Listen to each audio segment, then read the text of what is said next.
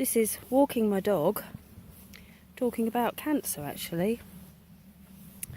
And it's something that's become very prominent in my life. Oh, fell down a hole. And I use my dog walking time to refocus my thoughts and get things in perspective. And I suppose recalibrate, using lots of big words. It's my mum and my mother-in-law who have cancer, not me. So my experience is as somebody with a family member, two family members actually, who are very seriously ill. And at the same time, which is, I keep on saying, oh, you couldn't write this.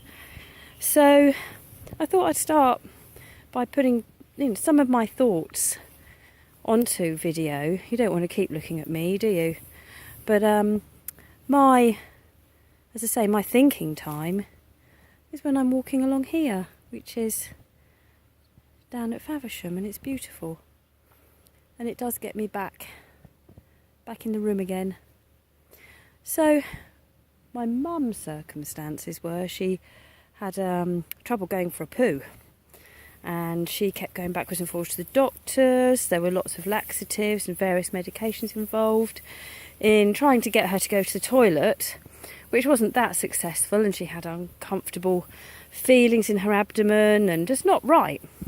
In the end, she hadn't been to the toilet for many days, 10 days I think it was, and she ended up having an admission to hospital, and then 5 days later surgery, and during that process they discovered cancer.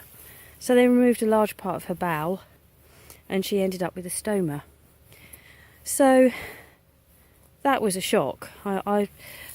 It's etched in my mind now, because we waited for the surgeon to phone. The clock was ticking, got later and later into the evening, then 10 o'clock at night. Phone rang, and I'll never forget my father collapsing into the seat and just wanting to be there for her when he had the news, and the surgeon told him that they discovered cancer.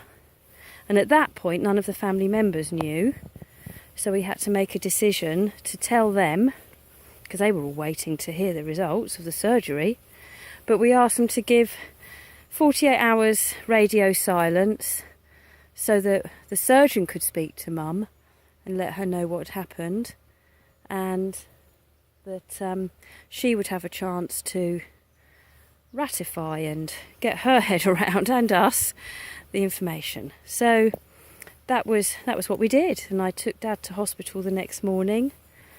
He would have driven, but I didn't want him driving, so I drove. I hung back in the cafe whilst he went to see her with the consultant, and they broke the news to her. And then Dad rang me and said, come to the ward. And I walked down to the ward, and there were my parents in tears. And that's firmly etched on my mind now.